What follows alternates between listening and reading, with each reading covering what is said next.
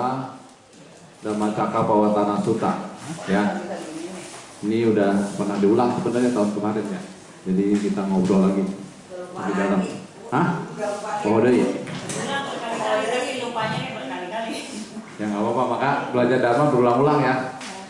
Jadi khotbah Dhammacakkappavattana Sutta ini khotbah penting ya, karena khotbah pertama pada 5 pertapa ya. Kalau tidak ada Dhammacakkappavattana Sutta, tidak ada roda Dhamma pertama ini, kita nggak bisa dengar Dhamma yang lain ya. Jadi ini nggak diputar, nggak bisa Dhamma yang lain ya. Karena di Dhammacakkappavattana Sutta itu nanti kita lihat isinya apa. Harus dibilang diputar ya? Diputar ke cakra, jadi dia memutar Dharma lainnya. Jadi ada Mahasatipatthana Sutta, ada Mahanidana Sutta, itu semuanya mengacu ke sini jantungnya. Jadi kalau kita peras intinya nanti ke jalan utama Luas 8 sama 4 kesunyataan mulia. Karena ini 4 kesunyataan mulia itu sama jalan utama Luas 8 itu boleh dibilang inti ajaran. Makanya tadi dalam khotbah tadi pagi kan saya udah sebut ya bahwa Magana Tamiko Seto. Jadi tidak ada jalan utama Berluas 8 itu jalan yang terbaik. Tidak ada jalan lain dalam Dhamma yang terbaik, itu jalan utama Berluas 8. Sacanang Caturo pada. Jadi di antara semua kebenaran maka 4 kebenaran mulia itu yang terbaik. Wirago Seto Dhammana. Di antara semua hal maka orang yang bebas dari nafsu, wirago itu bebas dari nafsu. Jadi kata wi dalam bahasa Pali itu berarti tidak. Wirago, wimuti kebebasan. Pokoknya wi gitu kan, wirago. Nah, Dwipadananca cakuma. Jadi itu artinya di antara semua orang maka yang bisa melihat apa? Bisa melihat kebenaran itu, bisa melihat 4 kebenaran mulia. Ya, karena 4 kebenaran mulia berarti kan ada jalan utama Berluas 8. Bisa melihat Paticca Samuppada. Yo Paticca Samuppada so Dhamma Pasati. Siapa melihat Paticca Samuppada, dia melihat Dhamma. Sang Buddha bilang gitu. Ya, sama juga melihat 4 kebenaran. Nah, Dhammacakkappavattana Sutta ini itu dibabarkan Sang Buddha dari Bodh Gaya ke Benares nih. Jadi di Bodh Gaya di sini tuh, siapa yang udah pernah ke India kan lihat ini ya, tempel Bodh Gaya kayak gini. Ke Benares nih kayak begini juga, sekarang juga India gini juga kan. Nah yang ada rusak, taman rusak isi Patana Nigadaya kan. Nah itu Benares. Nah dari itu ke situ 18 yojana. Sang Buddha jalan kaki, nggak terbang, nggak naik pesawat atau nggak naik bus. Jadi jalan kaki 18 yojana itu berapa? Kurang lebih 360 km jaraknya dari Bodh Gaya ke Benares nih. Nah, 7 hari 7 malam ya Sang Buddha ke Bogor Semarang, kurang lebih sampai Semarang ya. Nah perjalanan Buddha dari Bodh Gaya ke Varanasi itu, ini Dhammacakkappavattana Sutta sebelum dibabarkan. Dalam perjalanannya Sang Buddha bertemu dengan Upaka. Ya. Upaka itu kayak kaum Brahmana juga, kayak pertapa juga. Nah, bertemu dengan Sang Buddha, terkesan dengan Sang Buddha ya kan. Sang Buddha itu agung gitu kan ya, mukanya bersih, bercahaya, bersinar, gimana seorang Buddha lah ya. Nah, indramu sangat tenang, kulitmu cerah, bersinar. Siapakah gurumu? Pertanyaan Upaka gitu. Sang Buddha menjawab, aku tidak punya guru. Aku adalah guru di dunia ini. Aku telah mencapai penerangan sempurna kan. Aku kini pergi ke kota Kasi, memutar roda Dhamma dalam dunia yang buta. Aku menaduh genderang Dhamma, aku telah menaklukkan segala kejahatan. Ini terjemahan lah dari bahasa Pali. Karena itulah aku pemenang. Upaka berkata, semoga begitu sahabat. Ya menggeleng, kemudian berbelok dan berlalu. Jadi ini sebenarnya cerita ini, Upaka ini kan sebetulnya harusnya punya karma baik ya. Ketemu seorang Buddha gitu loh. Tapi dia nggak tertarik. Walaupun dia udah ngelihat sang Buddha itu dalam sosok fisiknya itu kan bersinar, indramu tenang gitu ya. Tapi nggak tertarik. Nah ini kembali kepada ya itu tadi, kalau indria paripaka tadi yang saya sebut di pagi tadi itu panindria. Jadi dia nggak punya batinnya, itu nggak punya hati kebijaksanaan. Bahwa sebenarnya saya ini ketemu orang agung, kan harusnya saya mau belajar, ingin gitu kan. Kalau orang yang punya ketertarikan karena karma lampau kan. Karena ini karma lampaunya tidak mendukung ke situ. Ya, ube kata punyata itu, makanya orang itu nggak cukup punya jasa kebajikan aja, ajaran bahwa kita itu kebaikan aja nggak cukup, tapi kita harus tadi itu mempunyai perenungan yang bijaksana tadi, yang disebut tadi yoniso manasikara.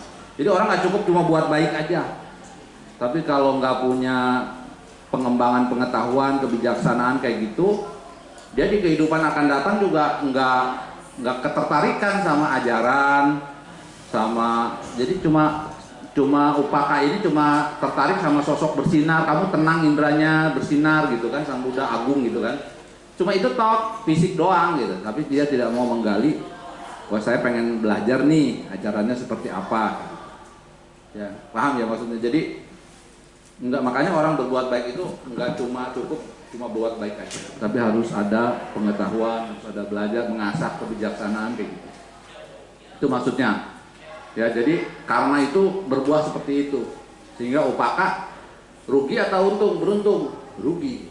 Jadi Menyanyiakan kesempatan kan, berarti kesempatan tuh hilang kalau orang seperti itu. Nah, kalau orang enggak mengenal dhamma, enggak jalan utama bulan 8, terjamin nggak dia kehidupan akan datang bisa lahir lagi di alam bahagia? Belum tentu, sulit. Jadi Sang Buddha bilang awija paramang malang. Jadi kebodohan batin itu adalah noda yang paling berat. Ya, noda paling berat itu kebodohan. Jadi makanya orang supaya ini gimana? Ya mau belajar supaya nggak bodoh batinnya. Gitu. Nggak bodoh itu berarti, Romo, saya kan nggak jago bahasa Pali, nggak gini, nggak gitu, nggak usah. Yang penting bisa memahami maksudnya, artinya. Ya, tapi kalau bisa belajar bahasa Pali lagi lebih bagus lagi. Ya, karena maksudnya biasanya kalau saya belajar terjemahannya suka lupa, tapi kalau ada Palinya suka ingat. Oh, Palinya ini berarti ini, gitu, suka ingat. Lebih bagus sebenarnya. Ya, jadi seperti itu. Jadi kita mau belajar dan belajar gitu, supaya kita enggak awija. Kalau awija itu susah, nggak ketemu dhamma lagi, karena batin kita nggak ada kemalasan untuk belajar dhamma. Belajar dhamma adalah gerbang untuk menuju kebijaksanaan. Nah, Sang Buddha melanjutkan lagi perjalanan, karena Upakanya nggak tertarik. Ya, padahal Buddha sudah berusaha nih. Karena itu di situ juga menunjukkan bahwa seorang Buddha itu tidak bisa merubah karma seseorang gitu. Paham ya maksudnya ya? Jadi karmanya Upaka itu begitu. Even dia Sang Buddha mau nolong juga harus ada karma, potensi karmanya kan? Bersesuaian. Dia juga punya niat, keinginan untuk belajar dhamma. Sang Buddha baru mau. Tapi kalau dia nggak punya niatan, ya nggak bisa. Gitu. Oh, gue paksa nih, gue seorang Buddha sakti, gue robah gitu misalnya kan ya, nggak bisa juga. Jadi makanya harus ada juga timbunan jasa masa lampau yang sesuai. Makanya ube kata punyata etang manggala mutamang. Jadi ada timbunan jasa lampau yang sesuai. Makanya kita bisa itu. Makanya Sang Buddha bilang kicang sadama sawanang. Kicang sadama sawanang itu artinya sungguh sulit mendengarkan dhamma sejati. Jadi nggak semua orang. Kenapa sulit? Karena tidak setiap orang memiliki karma yang sesuai untuk bisa mendengar dhamma. Nggak setiap orang gitu. Nah mungkin ada orang yang cocok dari lahir udah mau belajar dhamma rajin. Tapi ada orang yang sampai umur tua baru dia punya kebutuhan untuk belajar dhamma. Nah tadi barusan orang siapa engkau apa tuh tadi? Nah itu dia datang. Saya kenapa? Saya stres. Stres itu level dari penyakit kejiwaan kan? Stres. Terus saya tanya lagi, stresnya kenapa? Nah, stresnya terlalu banyak mikirin duit, cari duit nggak ada habisnya diperbudak. Jadi pikirannya selalu bergolak. Stresnya muncul, nggak ada temen katanya. Tadi itu orang itu nggak ada temen, dia nggak punya temen, nggak ada komunitas. Nah, saya mau belajar dhamma di sini. Terus gimana supaya ada apa aja yang di sini diajari? Saya bilang, kok belajar dhamma itu satu, yang pertama kalau nggak mau stres, satu belajar menerima. Bahwa orang tidak terhindar dari penderitaan. Nah, bahwa orang tidak terhindar dari penderitaan kan kebenaran pertama adalah duka. Bahwa penderitaan kan tidak benar. Sekarang tidak harus menerima. Setelah menerima, bisa menerima, kita baru mendoakan diri kita supaya kita bahagia, kita bebas dari penderitaan. Itu dua. Jadi harus terima dulu. Ya, terus saya tanya, engkau bakal mati nggak? Iya mati, bakal pasti. Nah sekarang kalau mati apa yang dibawa? Duit, dagang, enggak kan? Ya enggak, kebaikan. Berarti engkau harus menyisihkan waktu setiap Sabtu Minggu atau apa untuk bisa berbuat kebaikan. Sama Itu ya seperti itu. Jadi seperti itu tadi saya kasih tahu ya. Nah, ya dia tertarik minggu depan saya mau datang lagi. Ya, tapi jangan kesini engkau jangan belajar yang sulit-sulit dulu, nanti belajar yang gampang itu menerima duka, menerima penderitaan, ya kan? Dia bilang menarik itu katanya. Duka, kita harus tahu sebabnya apa kita duka. Ini yang dipelajari di Dhammacakka. Jadi kita hidup itu pada akhirnya nggak ada yang dibawa kan? Nah kita sedikit Varanasiam. Jadi pada itu di Varanasi ya, di Benares ya. Benares, kalau kita udah pernah ke India maka udah tahu lah Benares itu ada stupa ya, ada candi gitu dari Batak. Itu ada taman rusak isi Patana. Nah 5 orang biku ya, 5 orang biku itu Asaji, Mahanama, Kondanya, Wapa ya gitu. Nah kemudian situ Sang Buddha nggak langsung ngajarin 8 jalan utama dulu, enggak. Jadi Sang Buddha itu cuma bilang ada 2 hal para biku yang tidak patut dikembangkan oleh Pabajitena, itu orang yang enggak berumah tangga. Jadi yang yang hidup dalam pertapaan. Dueme bikawe anta Pabajitena nak sewitaba, berarti tidak patut, tidak pantas dikembangkan. Apa itu? Kamesu, kamasukalika, nuyogo. Nah ini artinya praktek memuaskan hawa nafsu. Nah seperti kita orang tadi diperbudak sama duit, dagang, nggak pernah mau ke wihara, itu berarti kita udah diperbudak tuh hawa nafsu ya kan, nafsu terhadap uang dan sebagainya, ada batasannya. Sebagai perumah tangga kita harus kerja keras cari uang, iya benar harus, tapi harus ada waktu. Misalnya waktu kita kapan? Pagi sampai sore misalnya bisnis. Ya, tapi malamnya kan kita harus ada waktu juga ya untuk kita merenung, kemudian baca parita, meditasi 15 menit, 10 menit gitu kan, membaca ulang Dhammapada gitu. Kalau nggak mau baca suta kepanjangan ya Dhammapada aja. Boleh ya, tapi kalau sempat membaca suta pendek-pendek itu Anguttara Nikaya. Anguttara Nikaya itu ada kelompok 1 pendek banget.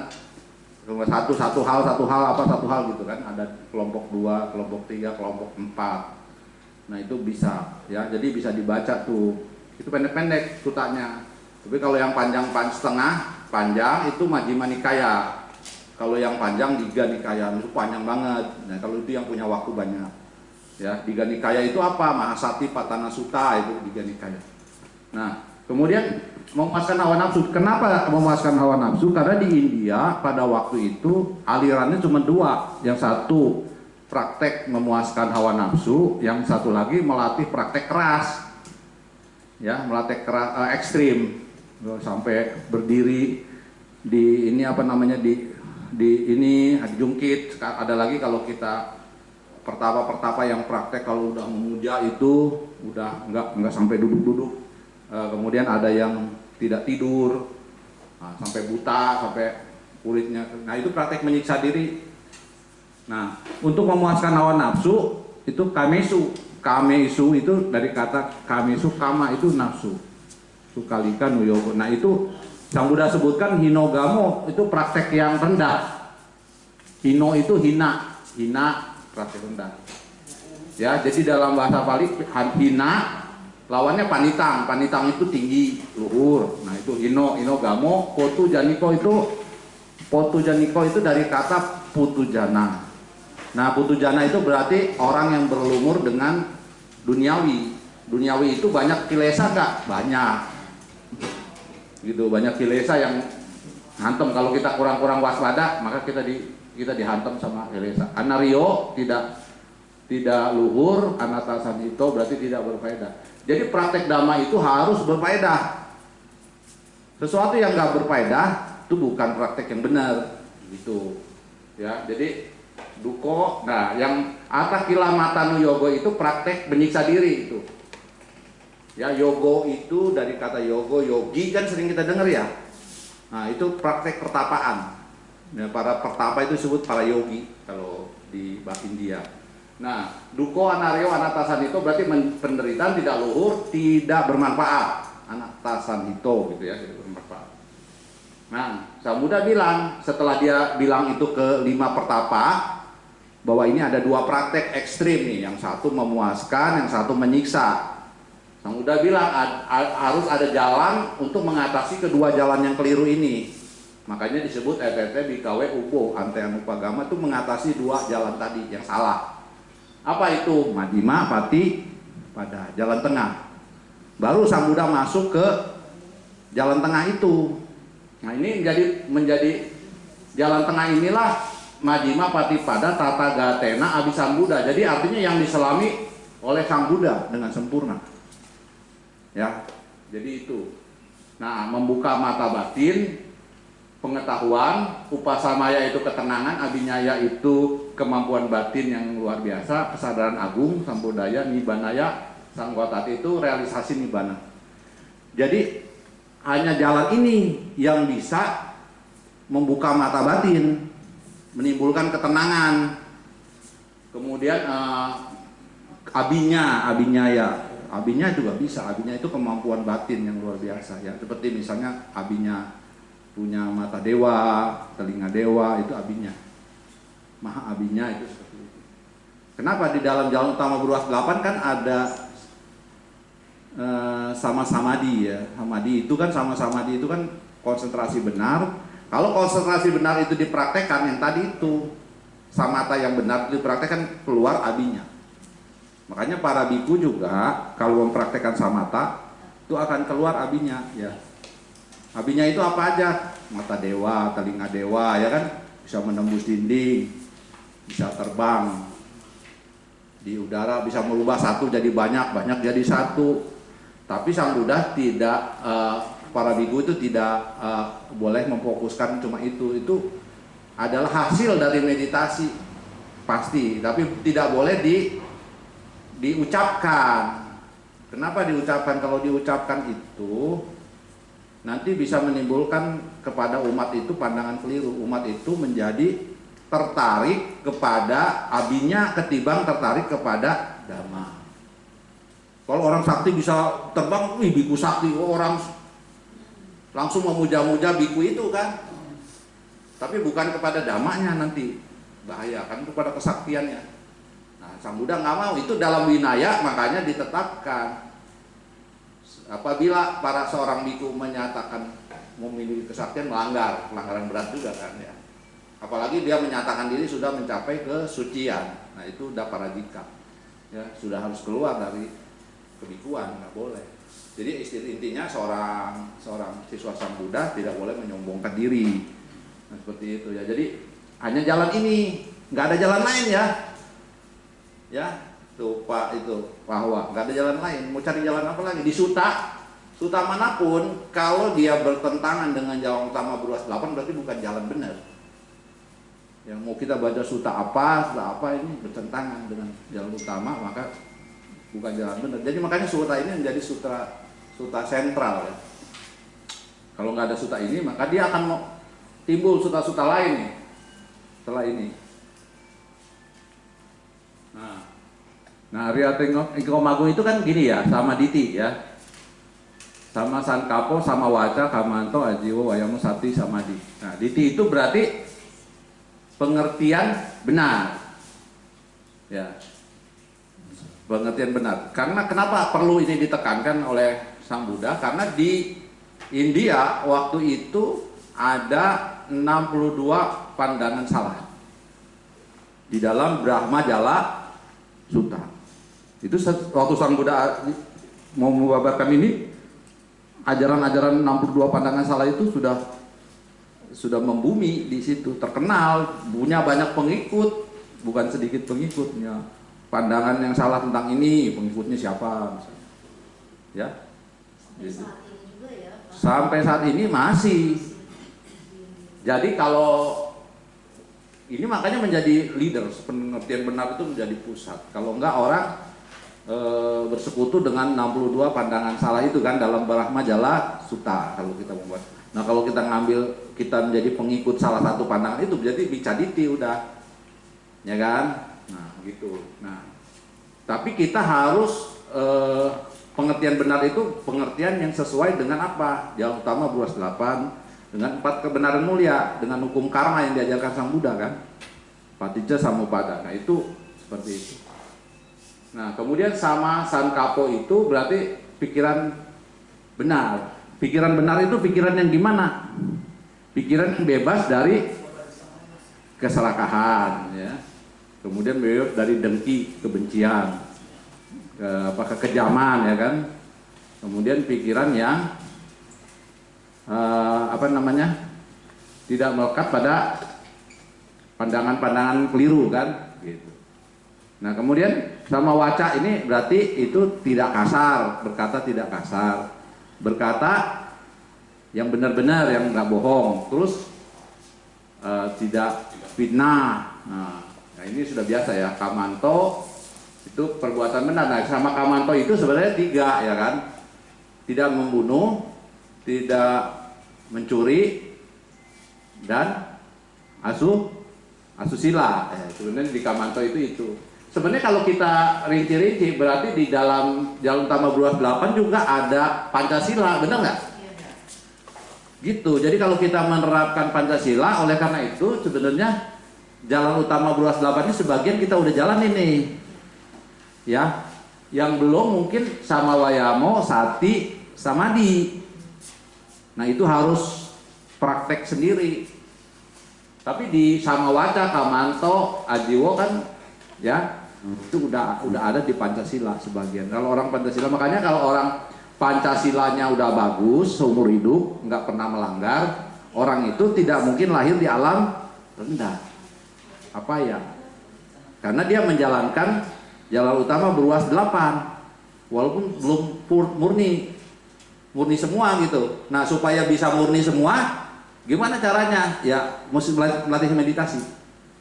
Sama Sati, sama Samadhi ini kan harus latihan meditasi ya. Sati itu berarti kan pengembangan Sati berarti vipassana, bawana, ya kan? Samadhi konsentrasi berarti itu lebih ke arah samatha bawana. Ya, kemudian Wayamo itu kan daya upaya benar itu memunculkan hal-hal baik, meniadakan hal-hal yang buruk. Jadi yang keburukan yang belum muncul jangan muncul. Kalau keburukan itu sudah muncul, harus dihilangkan. Kemudian kebaikan sebaliknya. Kalau keburukan jangan dimunculkan, kalau kebaikan harus dimunculkan. Yang sudah muncul dikembangkan lagi, disempurnakan. Nah, itu Wayamo, upaya benar. gitu ya. Jadi ingatnya gitu. Nah, sama sati tadi sama-sama di ajiwo itu berarti mata pencaharian, benar. Ya, karena para biku juga harus mempraktekkan mata pencaharian benar. Tidak boleh meramal, ya kan? Melakukan penipuan dengan ramal-meramal. Meramal itu hati-hati. Kalau kita dulu kan suka kocok-kocok, komnya gitu kan. Padahal kalau kita sudah kenal dhamma, berarti nggak boleh mengandalkan itu, tapi kita ke hukum karma kan, ya. Jadi nggak usah, ya. Artinya hukum karma kan, hukum karma berlaku. Ya sudah, hukum karma saja, memang itu yang kebenaran. Kenapa? Kan ciamsi kan permainan. Ya, permainan nanti nomor sekian. Walaupun nanti intinya nasihat baik kan di situ. Ya. Ya, ini Anda kurang beruntung, perbanyaklah berdana, cohosin. Nah, ujung-ujungnya mah. Yang seperti yang di Bandung tuh yang masukin uang yang 108 itu sama juga kan? Iya, itu juga sama, enggak. Itu kan cuma sebenarnya intinya supaya ngajarin orang berdana. Berdana itu begini, ngajarin anak-anak kecil kan, masukin ke bol gitu.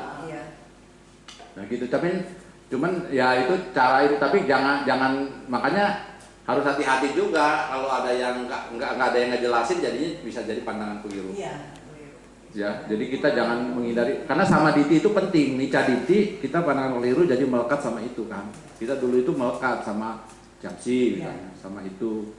Udah pokoknya hari ini saya datang ke kelenteng Ciamsi, nasib saya ke depan mana. Tapi kalau di Buddhis kita setiap saat harus perbanyak kebaikan.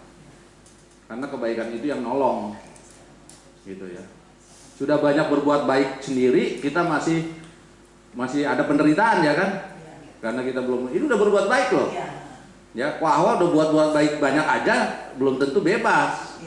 Belum, masih ada penderitaan yang ngikutin karena apa? Karena ada karma lampau yang sudah diperbuat sebelumnya kan, yang masih ngikutin. Kita kan nggak tahu ya.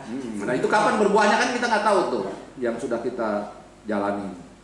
Nah, kemudian kita berusaha untuk melemahkan karma-karma buruk yang lampau. Caranya gimana? Perbanyak kebaikan terus. Ya, gitu. Jadi perbanyak terus kebaikan supaya karma buruk lampau itu bisa lemah. Kalau bisa dia jangan punya kesempatan untuk berbuah gitu. Caranya gitu, nggak ada cara lain. Ya, tapi kalau garuka karma nggak bisa, mau cara gimana tetap harus berbuah. Kayak Moggallana.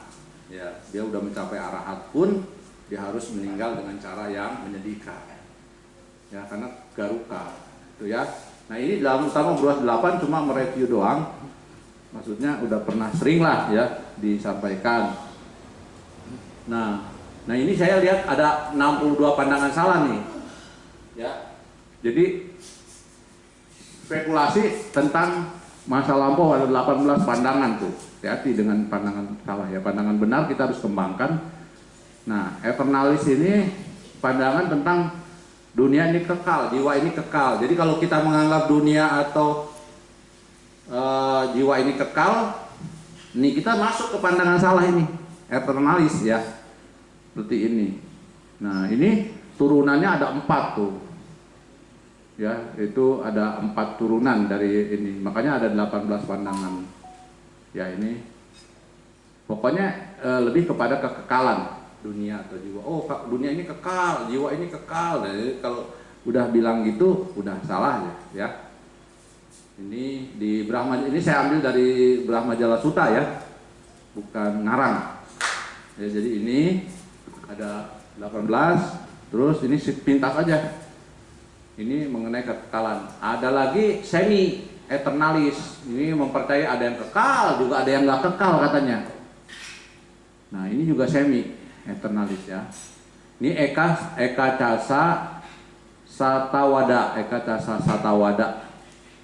Nah, ini mempercayai ada yang kekal dan ada yang tidak kekal. Contohnya paham tentang teisme. Nah, itu juga termasuk tuh di sini. Kan teisme ada yang kekal, ada yang tidak kekal. Tentang isme suatu makhluk adikodrati. Nah, ada makhluk yang berkuasa gitu kan. Nah, itu teisme. Ada politeisme. Politeisme itu ada banyak dewa, banyak ini yang berkuasa terhadap dunia. Nah itu juga termasuk. Kan di India lebih ke politeisme kan ya, banyak dewa, ada Siwa, ada apa macam-macam. Nah gitu, banyak dewa-dewa. Nah ini juga termasuk pandangan semi eternalis, ya, kekal dan tidak kekal. Jadi dia setengah. Ini ada ini, kemudian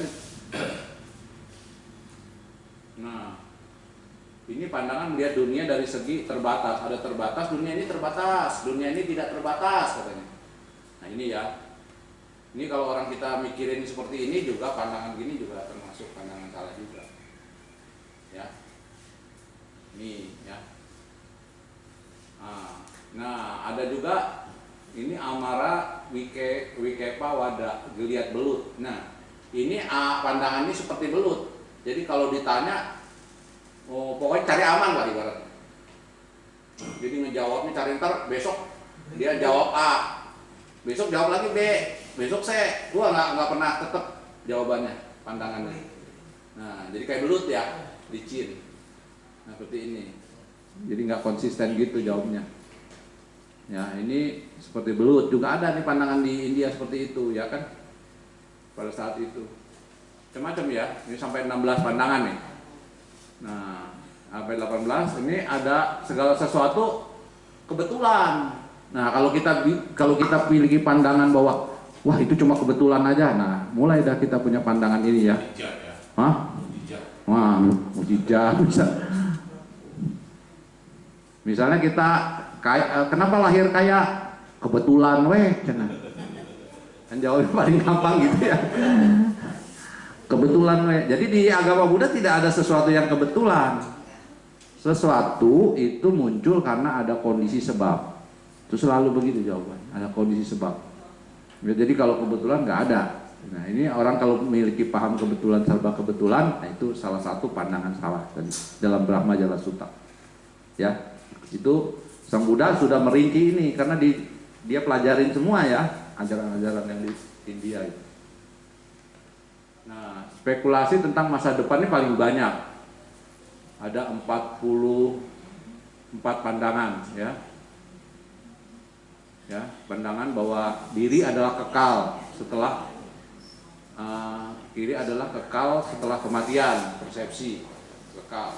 Diri itu kekal, padahal diri itu anicca ya kan, tidak kekal.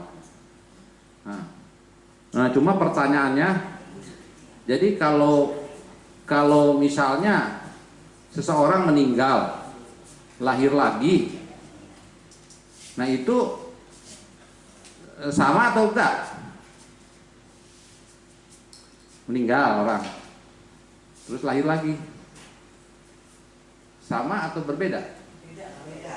Nah, Yang sama. gimana jawabnya? Sama atau berbeda? Beda. Ya, tidak juga sama, tidak juga tidak berbeda.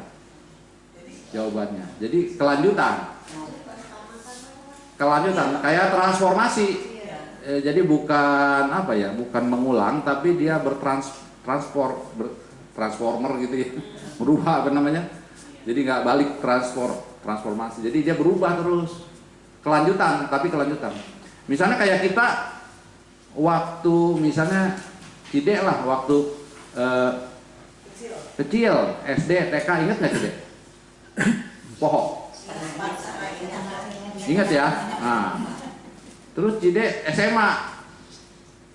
Nah itu sama atau berbeda? Beda. Tapi kan Cide yang kecil, lanjut ke gede. Ayo. Tidak juga sama, tidak juga berbeda. Jadi kelanjutan tuh. Tapi kebijaksanaannya waktu kecil dengan waktu besar udah beda. Kalau kecil mah belum ngerti apa-apa. Nah, sudah gede udah mulai ngerti. Nanti tua lebih ngerti lagi misalnya kan. Kalau yang nggak ngerti makin merosot. Ya kan? Tapi kan Cide belajar dhamma nih. Tadinya nggak tahu 4 kebenaran mulia apa, duka misalnya. Asal mula duka nggak tahu. Waktu SMP tahu nggak? Nggak tahu kan.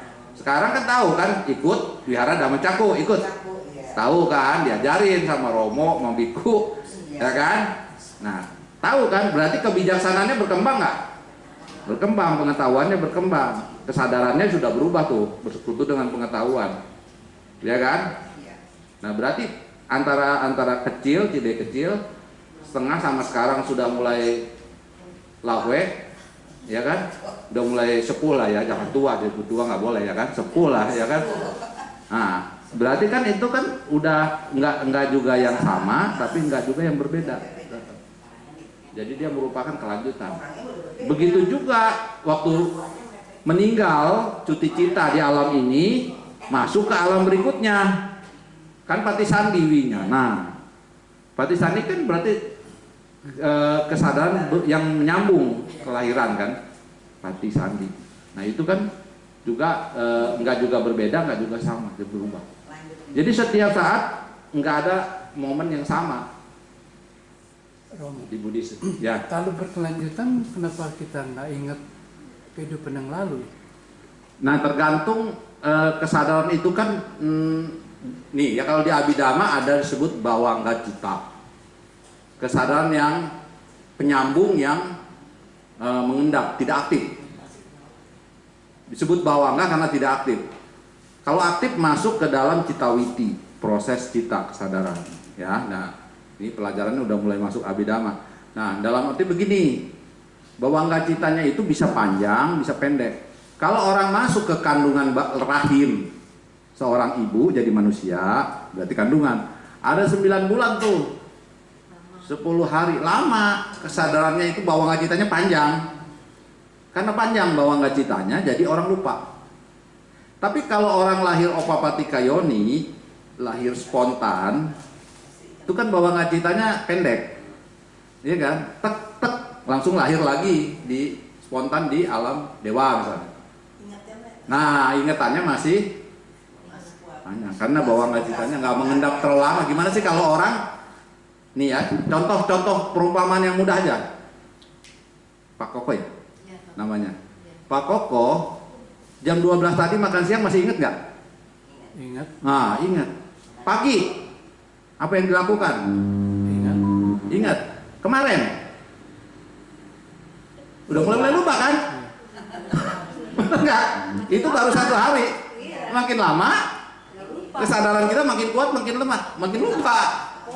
Sama dengan proses kesadaran begitu, bawangganya makin lama, ya kan makin nggak hilang gitu. Jadi kenapa kita nggak ingat kelahiran lampau? Salah satunya begitu. Nah orang lahir jadi makhluk peta.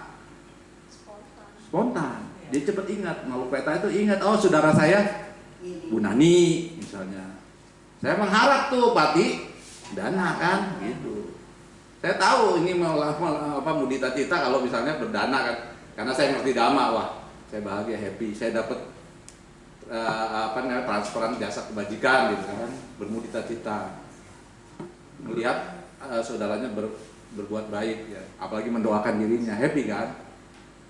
Itu. Nah itu keadaan kesadaran yang bahagia itu mengkondisikan lenyapnya penderitaan di makhluk peta kan gitu. Ya, gitu. Jadi tergantung di alam mana dia dilahirkan. Kalau di manusia lama, di kandungan binatang juga harus mengandung kan. Sama juga lupa itu binatang. Apalagi binatang bodoh gitu kan batin. Gitu. Ya. Kalau di alam peta kuat, alam dewa spontan, ingat. Makanya mata kundali yang meninggal karena sakit tertentu, yang ayahnya seorang brahmana ya, karena saking pelitnya anaknya sakit, dia taruh aja di depan teras. Kenapa taruh di depan teras, nggak taruh di dalam seorang anak lagi kan?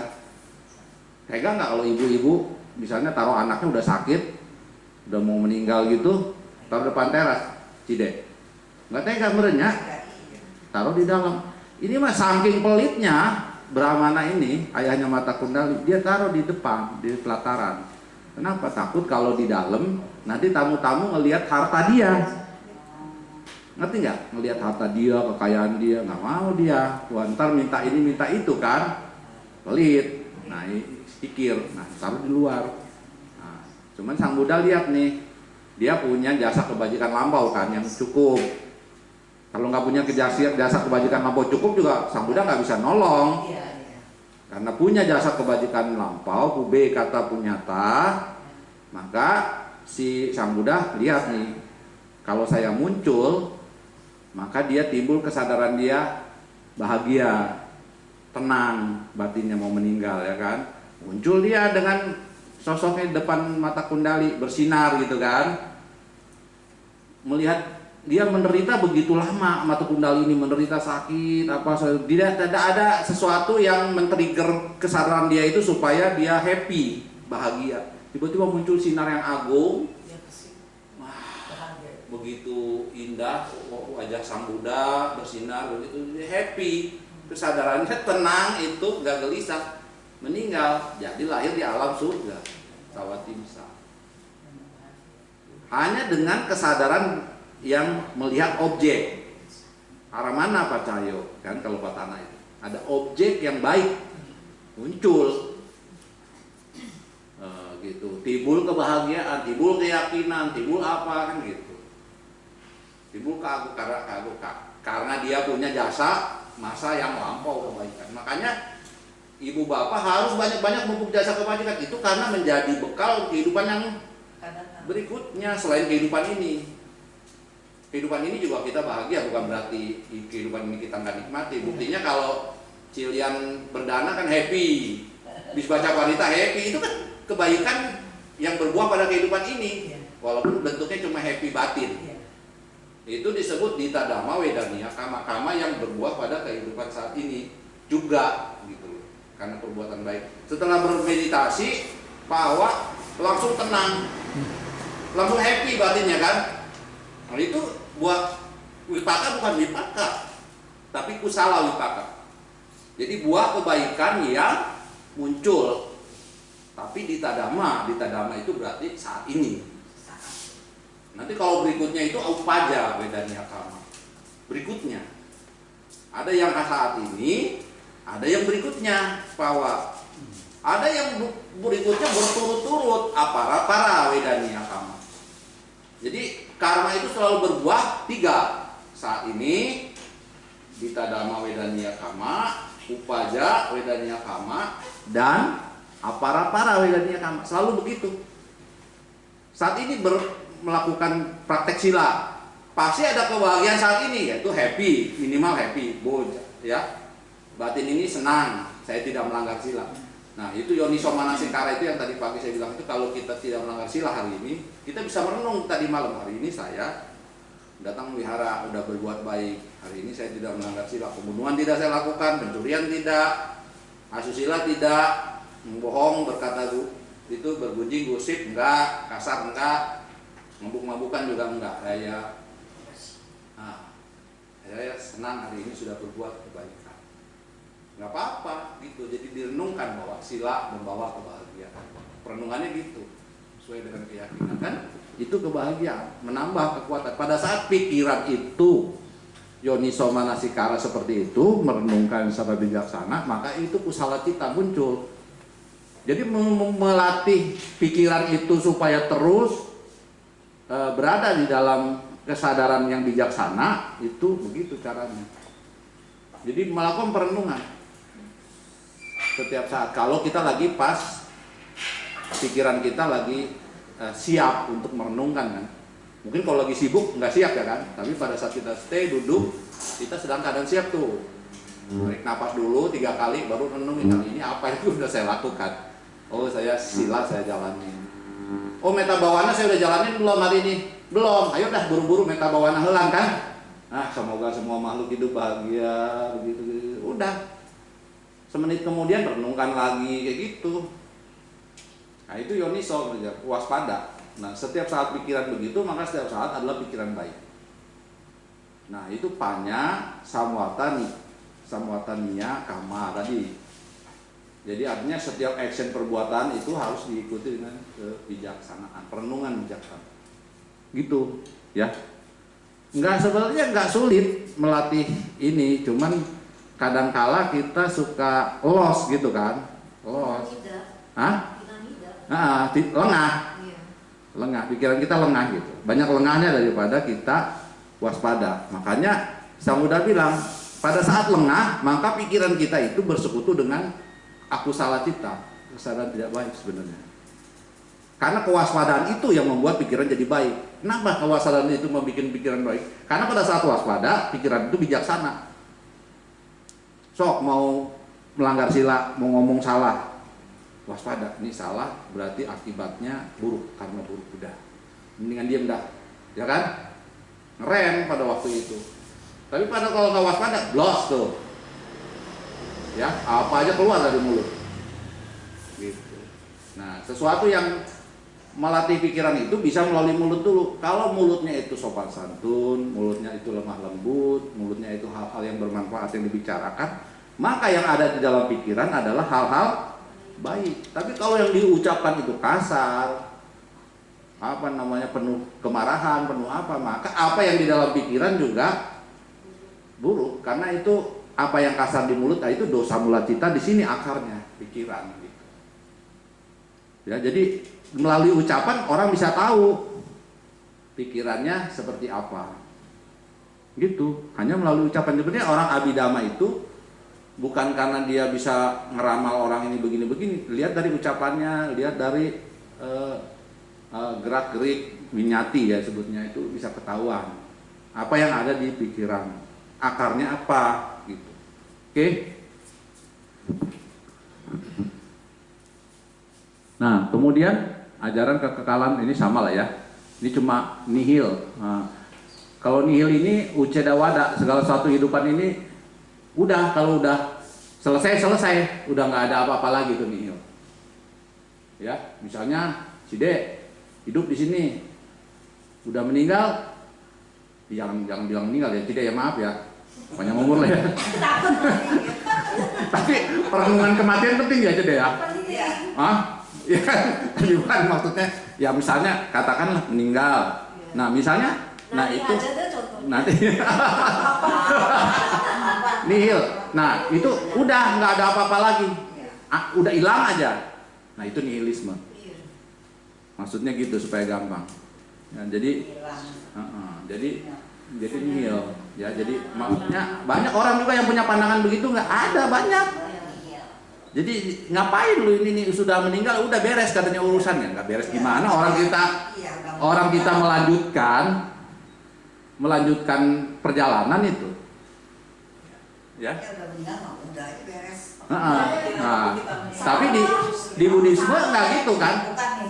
Nah, nihilisme begitu pandangannya, sudah meninggal sudah beres, nggak ada ini lagi. Banyak orang itu, maka dia puas-puasin lah, ini kan selama hidup, wah mau makan cia-cia apa aja lah, udah kan, mau lu ini apa segala macam pokoknya, dipuas-puasin indranya, nah seperti itu.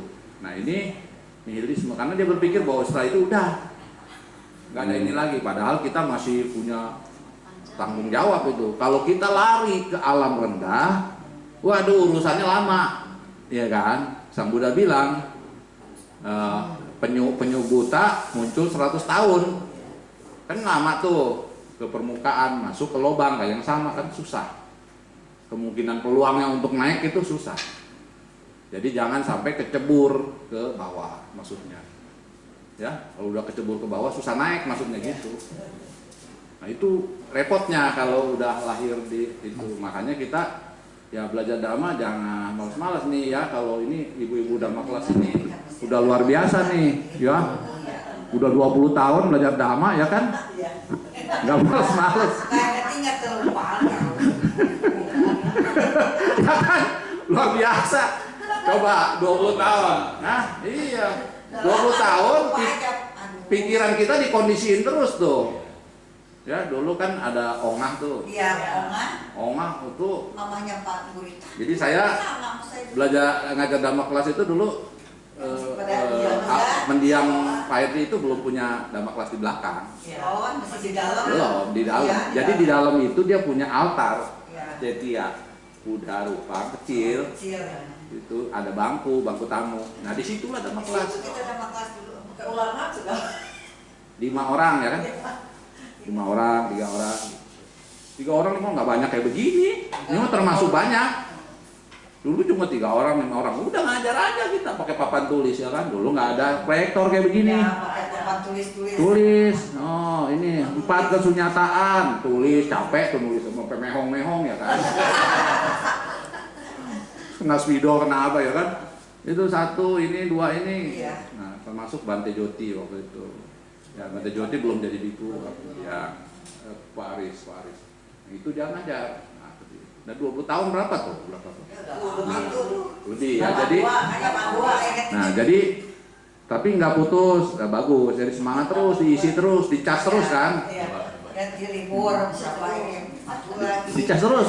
Wah ini sejarah Dhamma kelas itu panjang. Luar biasa. Nah setelah itu berkembang sudah mulai banyak, baru di belakang di bawah pohon jambu bol.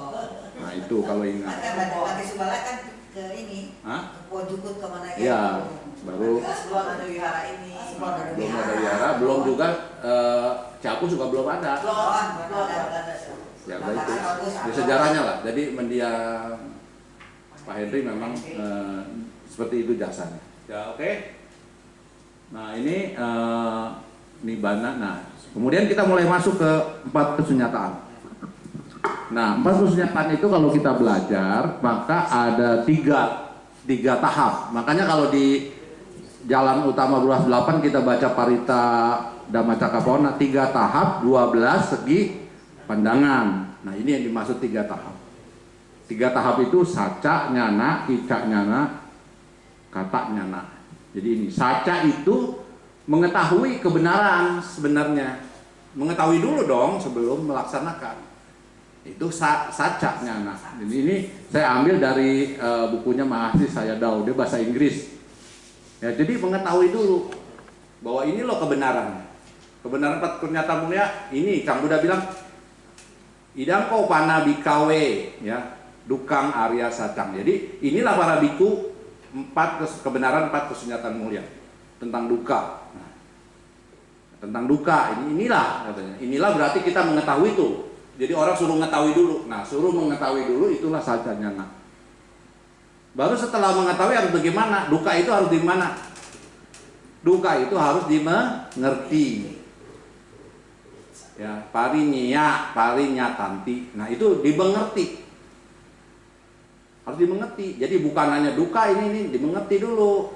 Dia direnungkan, tadi pakai yoniso segala macam kebijaksanaan kayak gitu ya. Nah, itu kica nyana. Jadi harus dimengerti. Makanya di situ what should be known. Jadi apa yang itu? What should be. Jadi apa yang harus dihindarkan gitu.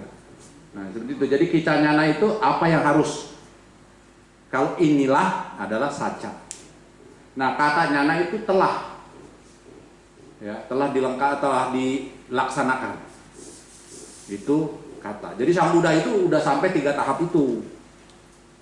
Dia sudah mengerti, sudah menembus, sudah melaksanakan. Nah, kita baru apa nih?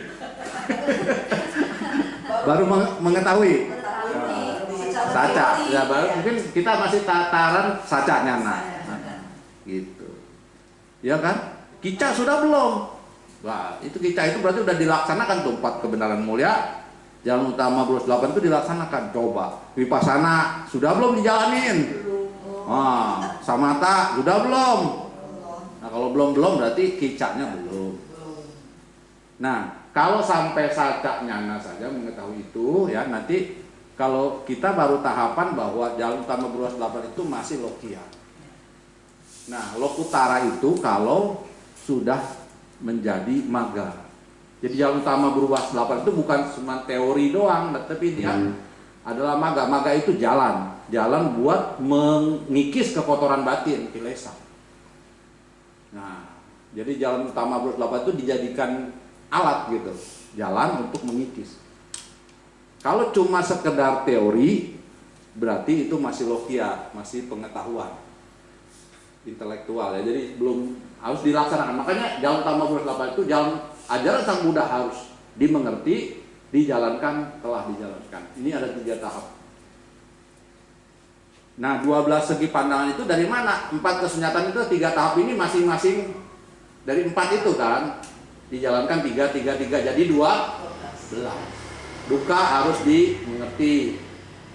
Ya.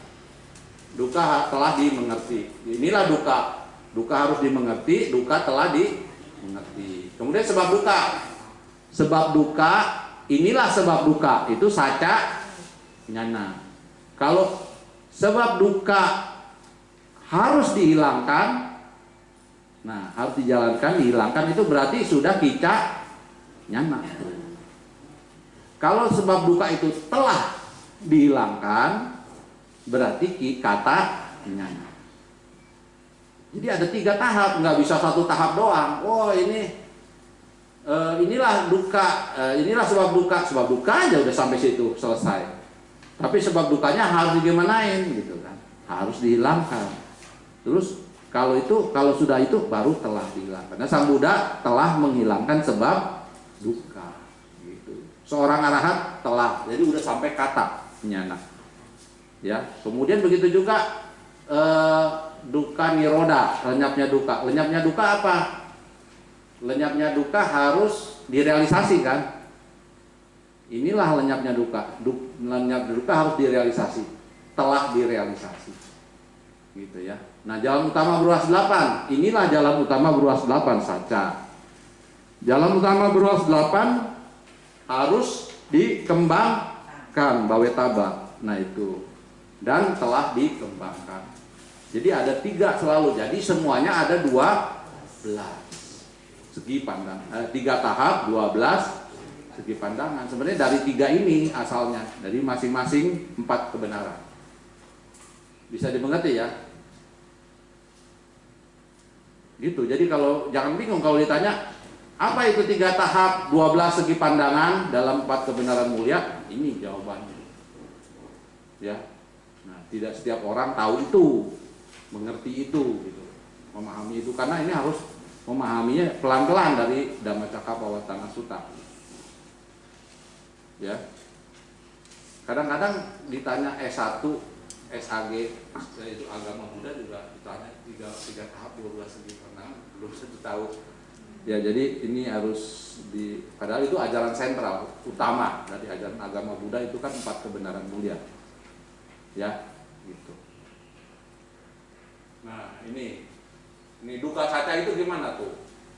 Idangko panabikawe. Inilah para biku kebenaran Arya tentang duka. Jatipi duka, apa jatipi? Yaitu kelahiran adalah duka. Tadi saya sebut kelahiran itu biasanya disambut dengan rasa gembira. Tadi kan di khotbah atau itu, nah gembira atau sedih? Gembira kan? Betul nggak Waho?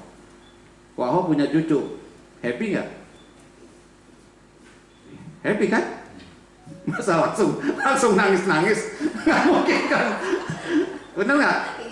Ya nggak mungkin kan, happy dapat cucu. Tapi itu dalam paramata saja kebenaran sesungguhnya wiparinama duka. Wiparinama duka itu di kebahagiaan itu ada penderitaan. Bahwa dengan lahirnya cucu ini akan tua, sakit, mati pada akhirnya. Kalau kita memahami itu kan cucu, waduh cucu juga nanti menderita. Iya kan? Gitu. Hah? Yang melahirkannya biasanya suka ada yang nangis kan. Iya. Nangis bahagia kan. Tapi nah, cuman memahaminya bahwa di dalam kebahagiaan itu ada potensi duka, yaitu bahwa dia akan mengalami anicca gitu. Nah, itu kalau orang berpikir begitu berarti yoniso dia, perenungan. Ya, tapi kan orang jarang melakukan perenungan begitu. Kalau begitu orang jarang mau hamil, mau punya anak gitu ya. Iya kalau sudah ngerti. Nggak masalah dia lahir happy, nggak masalah. Cuman kita pahami happy-nya itu bahwa itu mengandung potensi duka. Nah, kalau orang makan nggak boleh makan dong. Kalau makan itu ini keserakahan. Lah orang boleh makan tapi makannya dengan perenungan kebijaksanaan. Bahwa makan bukan untuk sekedar untuk apa. Kan gitu. Bukan nggak boleh makan, bukan boleh nggak boleh melahirkan, nggak boleh punya bayi, nggak boleh punya cucu. Bagaimana? Urusan dunia kan harus nah, harus diikuti dengan perenungan kebijaksanaan. Jangan sampai kita lupa. Nah, dengan kemudian dapat cucu begitu, dia akan mengalami duka, dia akan mengalami tua, sakit, meninggalkan nanti pada akhirnya. maka kita ajarinlah cucu kita untuk banyak berbuat kebajikan. Kalau ikut pindah patah, cucunya diajak pindah patah, berdana ajak, walaupun masih kecil nggak ngerti nggak apa-apa, ada kondisi-kondisi ditanamkan kepada cucunya, ngerti gitu maksudnya kan?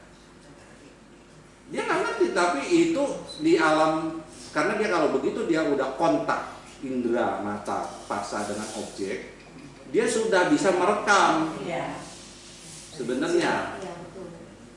Dari kecil mah kenapa ada orang anak kecil masih hamil di kandungan itu di setelin lagu Beethoven atau itu di lagu apa namanya Parita atau apa gitu, Diangkeng, ya kayak gitu. Jadi itu maksudnya biar ada getaran-getaran konduksi kebaikan, jadi seperti itu. Jadi dari kecil kita konduksiin supaya anaknya itu ngelihat, ya kadang-kadang ajak ke wihara atau apa, yang ngelihat biku, ngelihat apa, berdana kepada biku, diajak. Ya karena kita tahu bahwa karena selahir itu nanti akan mengalami itu, dia mesti pupuk kebaikan supaya suatu saat dia bisa mencapai padamnya penderitaan. Ya kan semua orang tujuan agama Buddha kan pada padamnya penderitaan, nanti pada akhirnya ke nibbana kan, realisasi tidak lahir tidak mati. Kemudian ada pertanyaan, nibbana itu ada atau tiada, dan itu pertanyaan Brahma Jala Sutta, itu nggak boleh ditanya, pokoknya ada dan tiada nggak usah dipikirin. Sang Buddha hanya menyatakan bahwa nibbana itu paramang sukang, kebahagiaan tertinggi, titik. Tidak menyebutkan nibbana itu akan, karena tidak ada kemunculan seperti itu. Paramang sukang, kesadarannya gimana kita nggak tahu. Hanya orang yang mencapai realisasi itulah yang tahu. Ya gitu. Nah, jati piduka. Nah, kemudian jarapi itu berarti penuaan ya. Ya kalau penuaan ada yang bahagia nggak tua? Hah? Ada ya, ada secara batin ya, mungkin bisa semakin tua karena dia dhamanya semakin pinter, praktek dhamanya semakin banyak, dia bisa happy tuh. Cuman secara fisik menyadari ada penderitaan fisik tetap harus menerima. Yang namanya gigi pada copot, ya kan? Rambut, mata semakin burem, ya. Walaupun ngelihat yang merah-merah masih nyala gitu. Tapi kan burem, tetap burem ya Cide ya, burem, ya nggak bisa ngelihat jelas. Merah-merah ngomel. Jadi gitu, jadi proses mata makin ini itu nggak bisa enggak. Ya, tolak. Jalan tadinya jauh, sekarang kayak Bante Sukemo kan, udah dia mau jalan kemana jauh udah susah, ya kan? Karena seperti gitu. Jadi kita ada proses yang namanya jarapi. Ya itu mau nggak mau. Sang Buddha juga begitu menjelang usia 80 tahun juga mengalami berbagai gangguan fisik. Nah kemudian yaditi duka itu berarti penyakit. Nah itu juga menimbulkan penderitaan. Banyak penyakit sekarang aneh-aneh. Nah kemudian kematian juga disebut duka. Cuma bukan berarti karena duka itu hakikatnya duka, tapi menghadapi kematian orang yang sudah banyak kebaikan, memiliki keyakinan, rajin kokoh dalam sila, itu tidak takut, cuman gitu doang bedanya. Tidak takut akan kematian, tapi kematian itu sendiri sebenarnya duka tetap. Ya, tidak ada di situ maranampi sukang, tidak ada. Ya kan pasti maranampi dukang. Di Baban Dhamma Cakkappawatana menyebutkan begitu, nggak ada sih. Tapi kalau nibbana paramang sukang, nggak ada nibbana paramang dukang, nggak ada. Jadi itu bahasa itu kontekstualnya sudah jelas, ya. Gitu. Nah, apiyehi sampai yogo duko itu artinya berpisah dengan berkumpul dengan orang yang tidak disenangi. Apiyehi itu kata pia itu senang. Bahasa Pali itu apiyehi apiya sebenarnya tidak disenangi. Apa? Sampai yogo itu bergabung, wipayogo berpisah. Nah gitu ya. Jadi kalau berkumpul dengan orang yang tidak disenangi itu akan menderita. Kita misalnya ngumpul nih sama orang nih, oh yang ini yang tukang gosip, tukang apa berkumpul menderita gitu. Karena yang kita dengar itu, wah, ya kan kejelekan.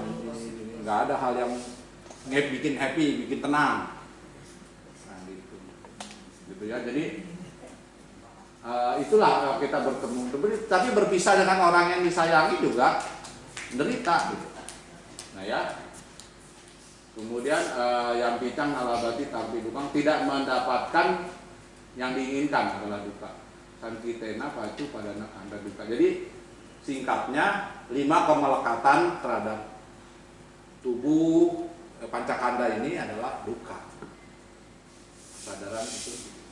Nah, sini ada duka-duka. Duka-duka itu tadi penderitaan fisik. Ya, tapi wiparinama tadi saya sudah jelaskan situ mahasiswa Yadao, Bante mahasiswa Yadao itu jelas happiness rising from. Nah, jadi di sini memang kebahagiaan yang muncul yang seolah-olah menyenangkan itu sebenarnya ada potensi duka gitu loh. Maksudnya itu di kategorinya sebut wiparinama duka. Sankara duka itu terkait dengan nama rupa kita yang selalu berubah kan, tidak tetap. Padahal kita ingin nama rupa kita ini selalu tetap. Mau kita atur, begini, begitu, harus begini, harus begitu. Tapi kenyataannya nggak bisa. Ya, perasaan itu kan nggak bisa kita atur, happy terus. Nah, begitu Cilian datang ke rumah ngeliat piring berantakan, ngoceh nggak ngoceh? Ngoceh.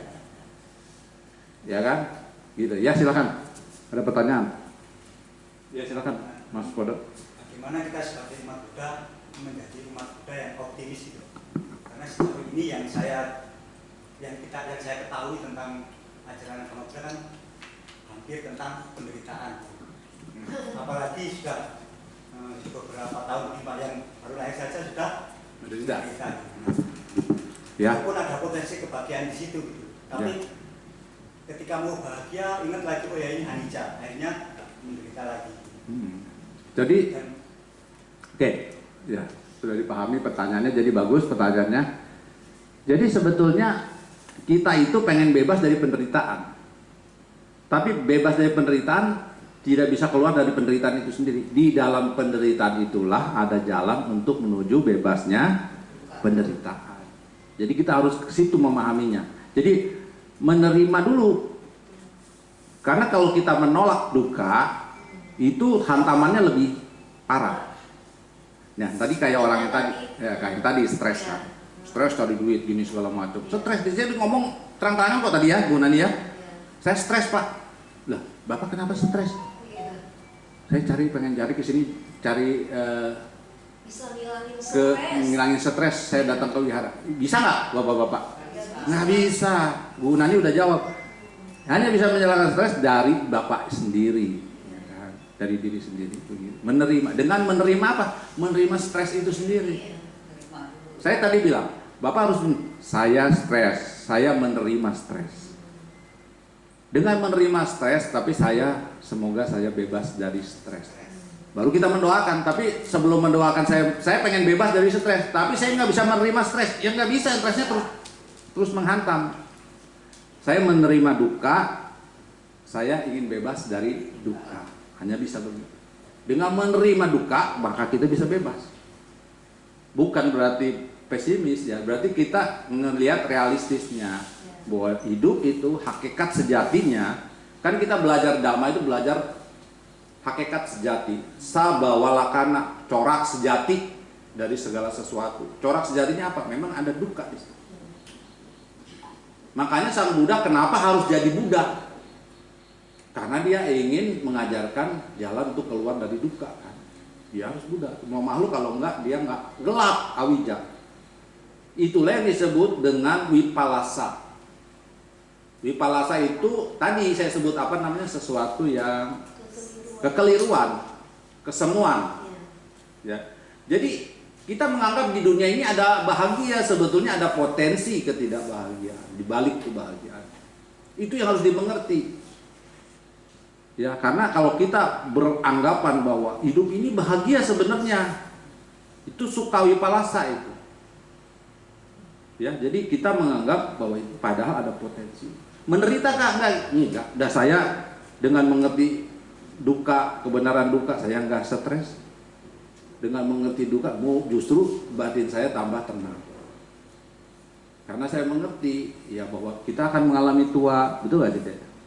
Tua itu adalah hal yang wajar, kita mengerti proses. Karena kita mengerti proses, kita jadi tenang. Upasamaya kan jalur utama Bruas 8 itu nyana karani, caku karani, upasamaya. Upasamaya itu membuat ketenangan. Ya, upasamaya itu membuat ketenangan. Jadi batin kita jadi tenang, jadi UPK, jadi stabil. Ya, jadi seimbang. Itulah kebahagiaan, keseimbangan itu kebahagiaan sesungguhnya. Ya. Kalau kita bahagia, kita sementara dapat duit, saya digaji sama koa-koa, wah, koatnya digaji, gocap tiao, cap citiao, ya kan? Wah, itu kebahagiaan juga, tapi kebahagiaan sementara kan? Bukan kebahagiaan sesungguhnya. Jadi agama Buddha mencari kebahagiaan sesungguhnya. Dengan apa? Menerima dulu. Menerima hakikat sejati. Hakikat sejatinya apa? Duka.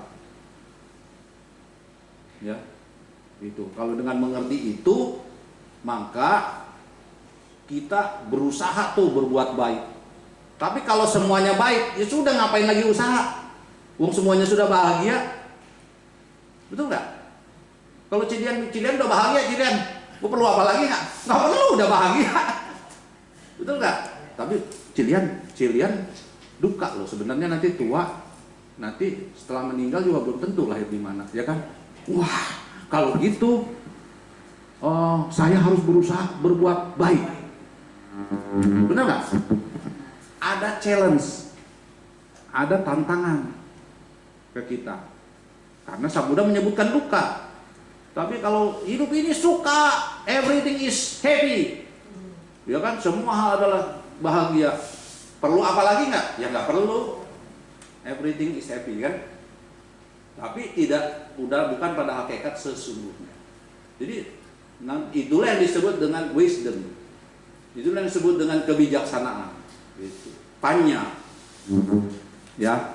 Jadi hal tertinggi adalah kebijaksanaan nanti. Pada akhirnya Sang Buddha makanya disebut maha bijaksana. Karena dia mengerti hakikat sejati segala sesuatu. Nah, seperti itu. Jadi kita ingin mengetahui segala sesuatu sebagai Sang Buddha tidak ingin menjadi pembohong bahwa hidup ini bahagia, sebenarnya adalah menderita. Tidak mau. Keadaan sesungguhnya, senyatanya, sejatinya adalah seperti itu. Dengan kita mengerti menerima duka, maka kita bebas. Bisa ada jalan untuk bebas dari penderitaan.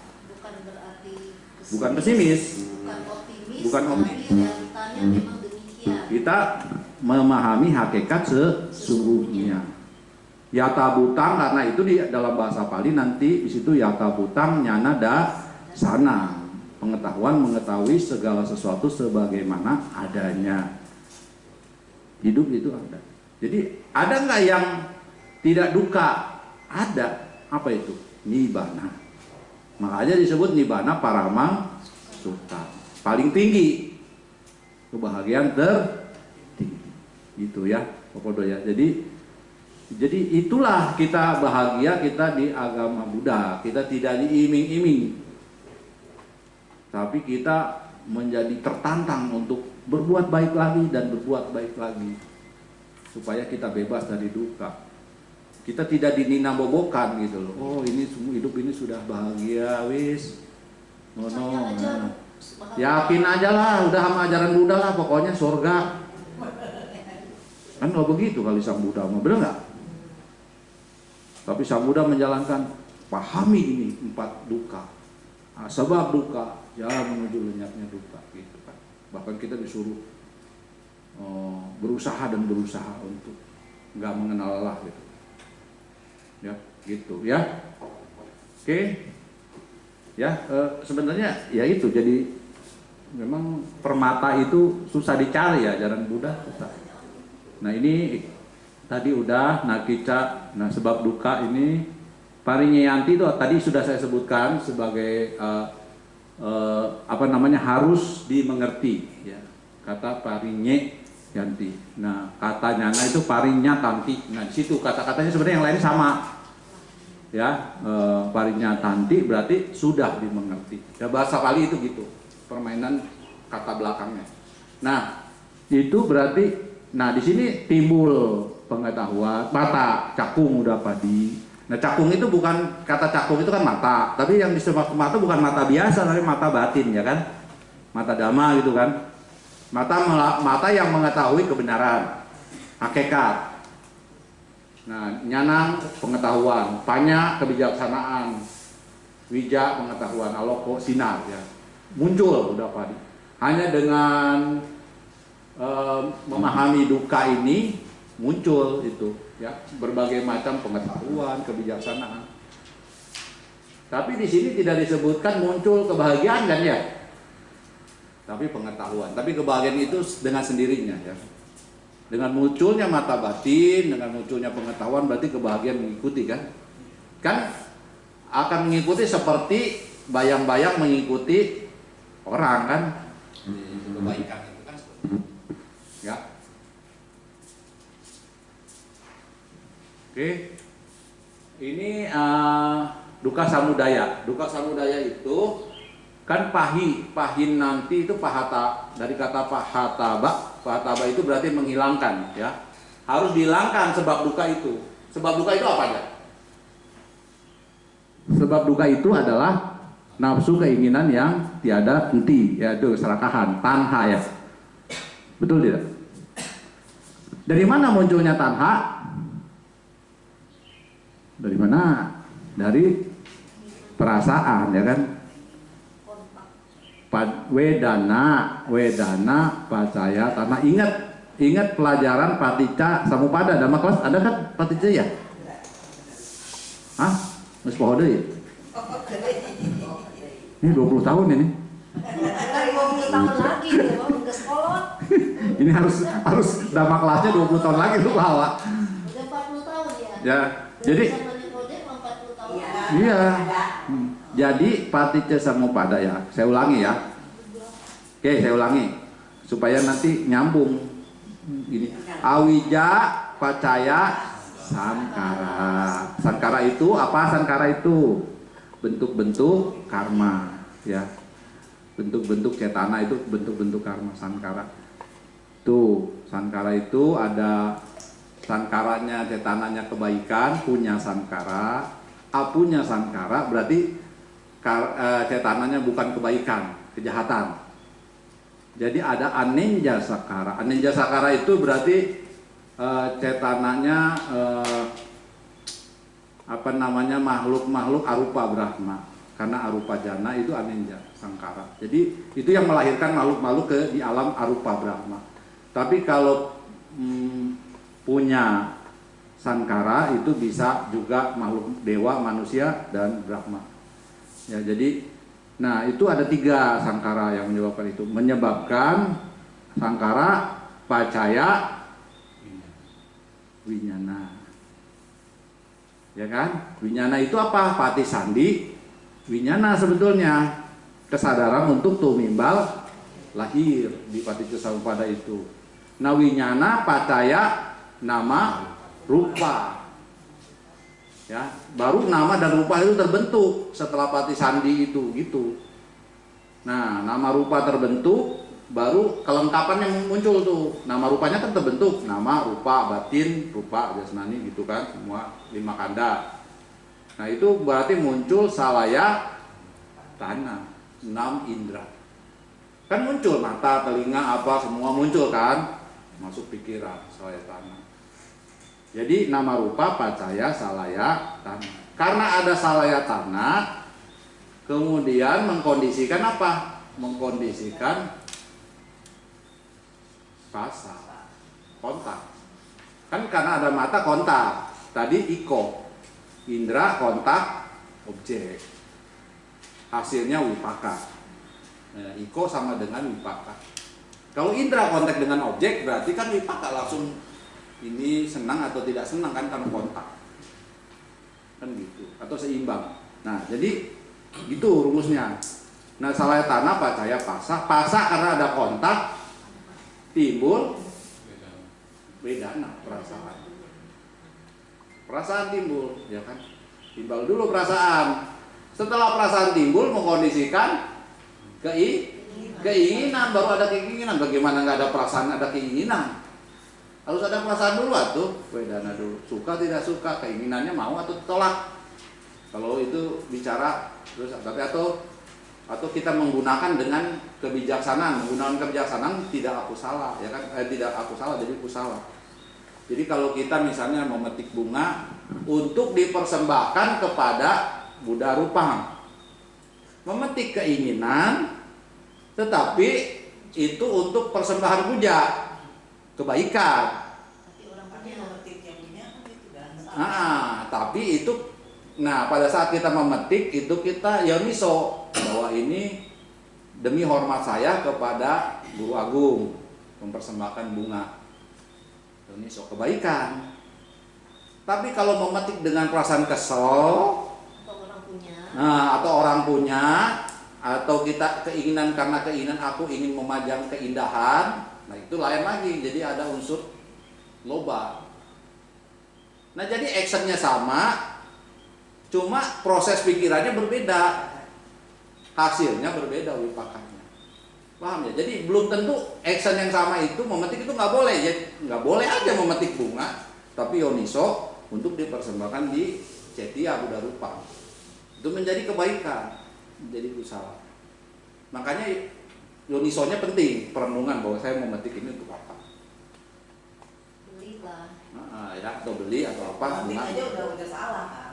Enggak, kalau metik pohon sendiri. pohon sendiri. Kan ini Cilian nanam bunga karena punya Cetia. Kan netik kan setiap sebulan sekali, setiap tumbuh bunganya udah bagus, petik untuk puja, persembahan hormat kepada Sang Buddha. Itu kebaikan. Tapi kalau bunga dipetik tapi untuk cuma keindahan, nah itu ada unsur lobanya.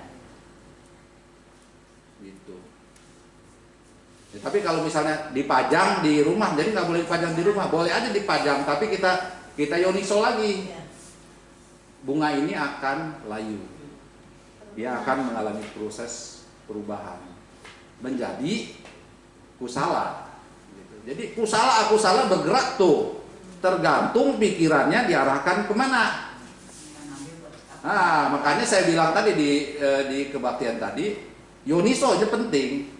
Kan makanya Sang Buddha bilang yoniso bikawe manasi karato anupana cewa kusala dhamma upajanti. Jadi yoniso itu wahai para biku, ya orang yang menggunakan yoniso, yoniso, maka kebaikan anupana itu kebaikan yang belum ada, cewa kusala dhamma upajanti. Jadi kebaikan yang belum muncul akan muncul kan pada saat kita memetik, kemudian mempersembahkan di Buddha di altar, maka menjadi kebaikan muncul. Ya, upanaca kusala dhamma bawana paripuring gacanti. Berarti yang sudah muncul, upana itu sudah muncul, kusala dhamma bawana itu berkembang. Ya, paripuring berarti disempurnakan. Nah, kalau di bahasa Indonesia paripurna, paripuring sama aja sebenarnya. Pali dan Sanskerta itu hampir mirip ya, jadi paripuring gacanti. Jadi itu seperti itu, maka disempurnakan yang sudah muncul. Yoniso misalnya ya, dikawe kan itulah yang Buddha bilang kan. Di mana itu adanya di Anuttara Nikaya 1. Kalyanamita Diwago. Nah, itu kata-kata itu adanya di situ. Di Anuttara Nikaya. Ya jadi gitu. Jadi proses pikirannya itu bagaimana berprosesnya? Kejadiannya sama tapi hasilnya bisa berbeda. Gitu. Jadi proses pikirannya yang main. Ya, jadi makanya jangan main-main dengan pikiran. Gitu. Juga begitu. Pikiran tuh bisa jahat, bisa baik, tergantung bagaimana. Tapi Sang Buddha udah kasih cara, yoniso aja. Renungkan gitu loh. Renungkannya gimana? Kaitkan dengan anicca, dukkha, anatta, kaitkan dengan 4 kebenaran, kaitkan dengan hukum karma, kan gitu kan? Pada saat berbuat baik, itu saja patokannya. Apa yang kita udah pelajari dhamma itu bisa menjadi bahan perenungan. Jadi dhamma itu nggak sia-sia cuma belajar teorinya, sudah itu nggak dipakai dalam proses pikiran. pakai dalam proses pikiran. Jelas ya? Gitu. Jadi sama ya, tapi kayak sama dengan orang berdana duit, ya kan? Ada berdana cuma berdana doang, ada berdana dengan perenungan, beda. Gitu. Secara abhidharma itu proses pikirannya berbeda nanti. Ya, ajaran agama Buddha itu kalau di ya kutak-katiknya gitu lah, bagaimana proses ditawitinya, proses pikiran berproses ya. Oke, nggak ada pertanyaan lagi? Ini nama kelas loh, udah masa kaca. Ya, jadi niroda sacanya niroda saca itu situ kan. Nah, idam duka itu kalau idam pasti saca. Nah, tangko panidam pasti kicap. Kalau di bahasa Dhammacakkappavattana Sutta Pali itu kan ada tangko panidang gitu kan. Duka niroda arya saca. Nah, tangko panidang udah kita tahu itu kicap. Kicapnya nah itu. Dan niroda saca. Nah, di sini sati kata banti niroda, sati kata banti itu berarti sudah direalisasi, harus direalisasi. Ya, karena kita itu kan harus. Tangko panidang ada itu. Tangko panidang itu 2 kali itu situnya. Kita sama kata nyana. Ya. Ini aja untuk memahami Dhammacakkappavattana Sutta kalau dibedah gitu ya di bahasa Palinya. Kalau kata-katanya sama aja. Nah, di sini ada kata pube ananu sutesu damesu. Apa maksudnya? Pube ananu sutesu damesu itu adalah kebenaran yang sebelumnya belum pernah dimengerti sama orang lain, belum ada. Jadi ajaran Sang Buddha itu original maksudnya. Original. Kalau di dalam penelitian, kalau kita belajar sekolah di perguruan tinggi, misalnya S2, S3 gitu, ada yang disebut novelty. Novelty itu artinya pembaruan, ada sesuatu yang baru. Nah, Sang Buddha itu tidak sesuatu yang lama, yang sudah misalnya orang udah ada, tapi ini adalah baru ditemukan gitu. Baru maksud Sang Buddha penemunya, novelty-nya oleh Sang Buddha gitu. Walaupun kebenaran itu sebenarnya ada tidak ada Sang Buddha, kebenaran itu ada kan, tapi kan nggak ada yang menemukan.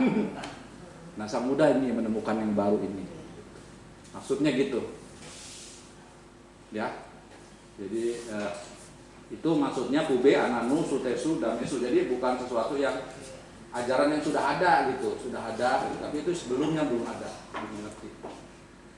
Oke. Nah, kayaknya sih sesi minggu ini, bulan ini ya, minggu ini ya, minggu depan saya ngajar masih ya. Sesi 2 nanti jangan kebanyakan, nanti ngebul ya. Nah, sampai sini. Oke, kira ada beberapa menit sampai 2:30. Mau ada coba yang didiskusikan nggak? Nanti saya isi lagi, nanti kasih lagi materi yang untuk minggu depan. Pembacaan parita udah selesainya, kenapa selalu berarti gitu ya? Ya, itu nutup ininya. Artinya apa ya? Apa? Saya juga mesti tanya itu. Tapi memang ti itu biasanya nutup dari semua rangkaian. Ya. Jadi akhir dari satu khotbah. Karena supaya para biku kalau sudah udah tahu udah selesai. Kalau itu mah mungkin kalau di muslim mah kiri kanan mungkin udah selesai menurutnya. Iya. Mungkin ya. Petanda lah. Jadi kalau di Buddhis mah Pali ya udah selesai satu khotbah itu. Ya, gitu. Nah, penting buat ibu-ibu mengerti Dhammacakkappavattana Sutta ini sutta yang sebenarnya di Buddhis itu sangat sutta-sutta itu jarang diulang. Saya lihat ya, jarang. Mau di wihara kebaktian juga kan kadang-kadang membaca Dhammacakkappavattana Sutta itu jarang ya Bu ya? Jarang sekali. Padahal ini sutta awal ya, pemutaran roda dhamma yang memang mungkin berapa bulan sekali harus dibaca ya sebenarnya. Cuma kalau kepanjangan kan orang, waduh ini kan Dhammacakku kepanjangan tuh tiap baca paritas ya kan gitu. Tapi supaya mengantisipasi itu, ibu bapak baca di rumah. Jadi jangan maksudnya taunya Manggala Sutta, Paramita Sutta, gitu. Manggala Sutta tidak pernah anatalah karena Sutta. Dua parita itu ada dua sutta itu adalah sutta yang unggul ya menurut saya.